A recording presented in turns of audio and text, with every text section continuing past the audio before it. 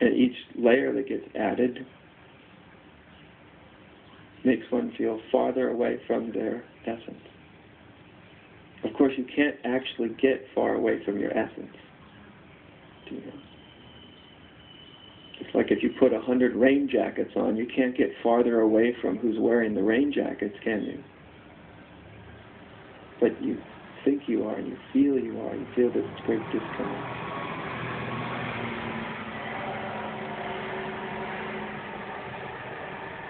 So you see, to begin to awaken from this, from your own idea about yourself, about the world, about everything else, and you begin not only your own personal ideas and your own personal viewpoints, but then consciousness runs right into your culture's viewpoints, the way your culture views the world, the way its norms, its ideas, its beliefs, and consciousness wakes up out of that sort of fantasy. And the more that your consciousness starts to come out of this dream, the more alone you feel.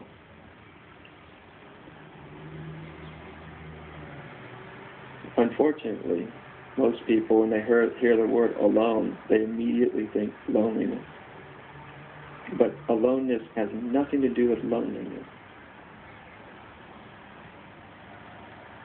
Jesus was the most alone man on the planet. Why was he alone? Nobody really knew what he was talking about. Right? His own disciples really had no idea what he was talking about. As soon as times got rough, they split. All 12 of them. The only one that stuck around was a couple of women. I don't know what that says, but if you're going to pick your disciples, make sure you throw in at least half women. If times get rough, you might have company. Or the Buddha. Buddha was someone who was also extraordinarily alone. Not lonely at all. Not even the little bit lonely. Probably the least lonely person on the planet. But alone, probably the most alone person on the planet. Very alone.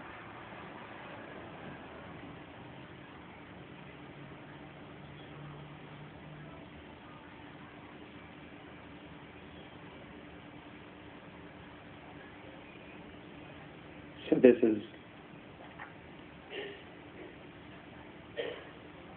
it's just one of those fears that one steps through. The fear of aloneness.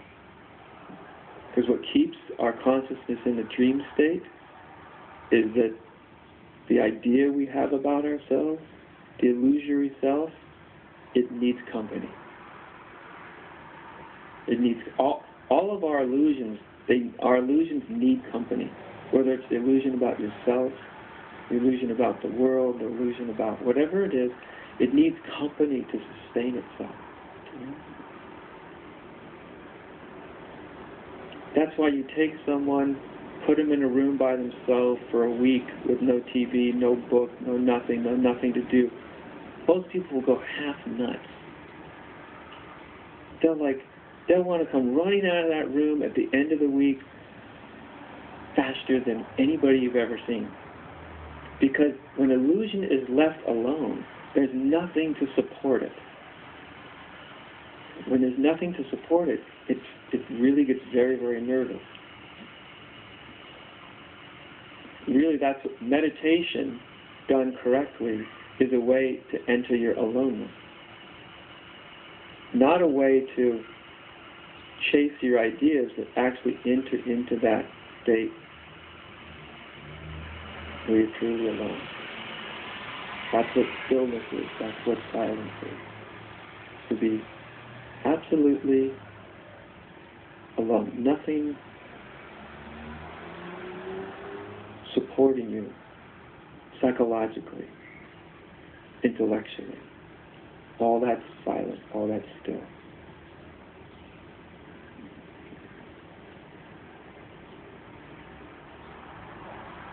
And if you can withstand that purely for even a moment, even a moment is actually enough.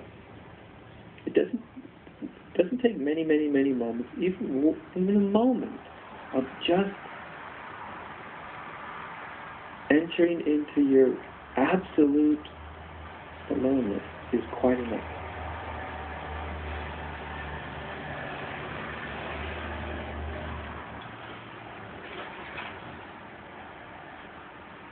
Some people, they may take 30 years of great spiritual practice or discipline or whatever before they finally get to the point where they realize that they don't know anything, where they can sustain it, where they go, okay, I've done this for so long, I really don't know what I'm doing.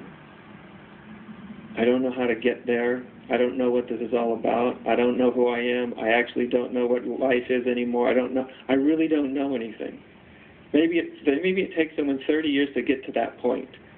Somebody else can walk in the door and they can get to that point like snapping your fingers. Did you realize that you really don't know anything? Well, sure. Then they're very, very available. Whichever way it goes, it doesn't really matter.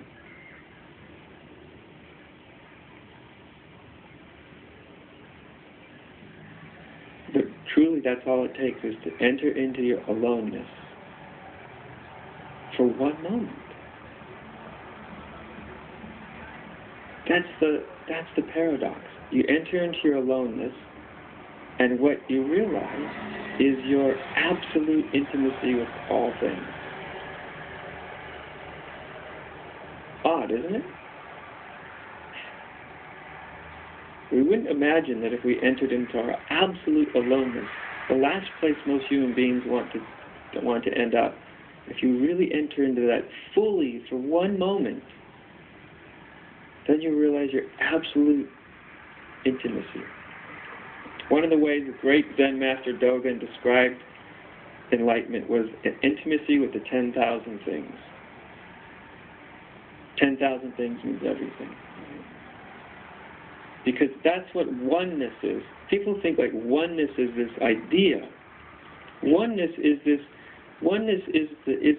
experiencing an absolute intimacy with existence, with life. It's a very, very deep, intimate thing to experience that what's over there isn't separate from what's here. It's not just an idea of non-separation or oneness, it's actually an experience of deep affinity.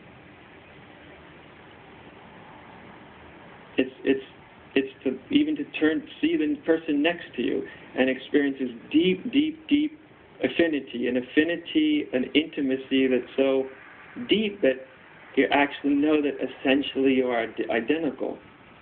Relatively different, essentially same.